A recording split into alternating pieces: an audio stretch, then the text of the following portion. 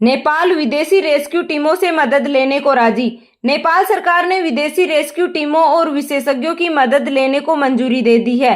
सरकार ने पहले अनुमति नहीं दी थी, लेकिन अब भारत, चीन, ऑस्ट्रेलिया और दक्षिणी कोरिया के एक्सपर्ट की सीमित मदद ली जाएगी। नेपाल में बाढ़ से अब तक 579 लोगों की मौत हो चुकी है, वहीं 320 भारतीय समेत 1900 से ज्यादा लोग लापता हैं।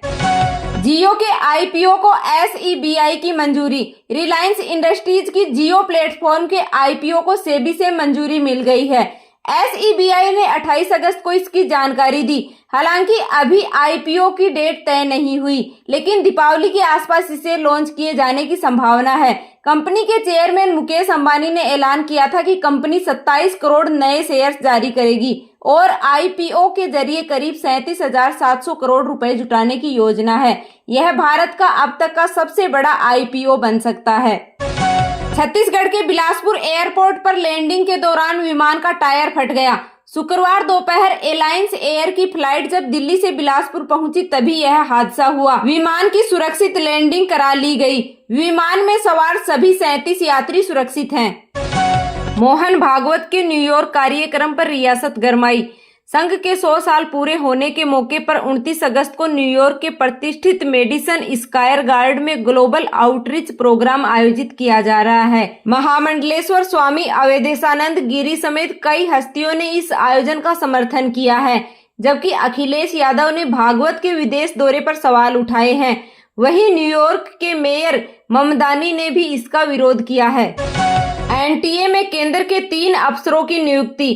केंद्र सरकार ने नेशनल टेस्टिंग एजेंसी में 2 डायरेक्टर और 1 जॉइंट डायरेक्टर नियुक्त किया है। ये आदेश 27 अगस्त को जारी किया गया। एनटीए में अफसरों के बदलाव की शुरुआत नीट पेपर लीक के मामले के बाद से हुई है। 25 जुलाई को नीट पेपर लीक मामले में एनटीए ने 47 अधिकारियों को बर्खास्त कर दिया था। भारतीय सेना अमेरिकी जेवलिन एंटी टैंक मिसाइल खरीदेगी। अमेरिकी राजदूत सजीरियो गोर ने शुक्रवार को बताया कि इसे खरीदने के लिए भारतीय सेना की ओर से letter of offer and expectation पर साइन कर दिए हैं। जेवलिन एक anti tank guided missile system है। इसे सैनिक कंधे से लॉन्च कर सकते हैं। ममता ने बीजेपी पर चुनाव हाईजैक आरोप लगाया। पश्चिम बंगाल की पूर्व सीएम ममता बनर्जी ने शुक्रवार को कहा कि भाजपा ने चुनाव हाईजैक करने के लिए चुनाव आयोग का इस्तेमाल किया। वोटर लिस्ट में लाखों नाम गैर कानूनी तरीके से हटाकर वोट लूटने के लिए SIR का इस्तेमाल किया।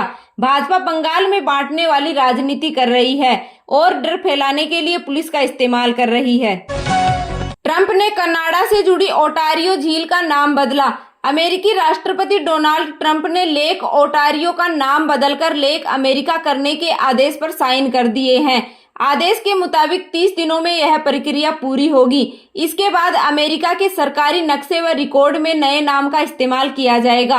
कनाडा के प्रधानमंत्री मार्क कार्नी ने अमेरिका के इस फैसले पर कहा कि हकीकत में इसका नाम लेक ओटारियो ही है। पहले भी, अब भी और हमेशा रहेगा। कनाडा इस झील को लेक ओटारियो ही बुलाएगा। पाकिस्तान में 200 साल पुराना गुरुद्वारा गिराया। पाकिस्तान के बलूचिस्तान की राजधानी केटा में करीब 200 साल पुराने ऐतिहासिक श्री गुरु सिंह सभा गुरुद्वारा को गिरा दिया गया है। अब इस जगह पर एक मॉल का निर्माण किया जा रहा है। बीजेपी ने कहा सिखों की विरासत खत्म की जा रही है। एशियाड में बी टीम भेजने से BCCI का इनकार। भारत जापान में होने वाले एशियन गेम्स में बी टीम नहीं भेजेगा। जापान में क्रिकेटरों के लिए सुविधाएं और व्यवस्थाएं तय मानकों के मुताबिक नहीं मिलने पर BCCI नाखुश है। हालांकि भारत फुल स्ट्रेंथ टीम के साथ एशियन गेम्स में खेलेगा। कर्नाटक सरकार के मंत्री नागेंद्र का इस्तीफा। कर्नाटक में कांग्रेस नेता बी नागेंद्र ने शुक्रवार को मुख्यमंत्री DK शिवकुमार की कैबिनेट से इस्तीफा दे दिया। वह 2 साल में दूसरी बार मंत्री पद से हट चुके हैं। उन पर वाल्मीकि स्कैम को लेकर दबाव बन रहा था। यह मामला 89 करोड़ रुपए के घोटाले से जुड़ा है। कोलंबो टेस्ट में कोहली खेलता तो भारत जीत जाता। भारत व श्रीलंका का कोलंबो टेस्ट मुकाबला ड्रॉ पर खत्म हुआ। मोहम्मद कैफ ने कहा कि अगर विराट कोहली कोलंबो टेस्ट में खेलते तो भारत मुकाबला जीत सकता था। टेस्ट के आखिरी दिन भारतीय टीम में जोश और तेजी की कमी दिखाई दी। शेयर बाजार में 28 अगस्त को बढ़त रही। सेंसेक्स 331 अंक की तेजी के साथ 77,265 पर बंद हुआ। निफ्टी में भी 85 अंक की तेजी रही। ये 24,176 पर बंद हुआ। आईटी और मेटल शेयर्स में आज ज्यादा खरीदारी रही। आज सोने चांदी की कीमतों में बढ़त रही। IBJ के अनुसार आज 24 कैरेट सोने की कीमत 1,59,578 रुपए प्रति 10 ग्राम है। वहीं चांदी के भाव 2,43,892 रुपए प्रति किलोग्राम हो गए हैं। देश के कई राज्यों में बारिश का ऑरेंज और येलो अलर्ट। मौसम विभाग ने बिहार के खगड़िया और चंपारण समेत 20 जिलों में, उत्तराखंड के 11 जिलों में और ओडिशा के 19 जिलों में भारी बारिश का अलर्ट जारी किया है। हिमाचल प्रदेश में 31 अगस्त से 2 सितंबर तक अलग अलग स्थानों पर भारी बारिश का येलो अलर्ट जारी किया है। IMD ने बिहार और ओडिशा में ऑरेंज अलर्ट घोषित किया है, जबकि ईस्ट उत्तर प्रदेश, ईस्ट मध्य प्रदेश, छत्तीसगढ़, झारखंड, पश्चिम बंगाल, सिक्किम, असम, मेघालय, मिजोरम, त्रिपुरा, आंध्र प्रदेश, अरुणाचल, रायलसीमा, तमिलनाडु, पुडुचेरी में बारिश का येलो अलर्ट जारी किया है।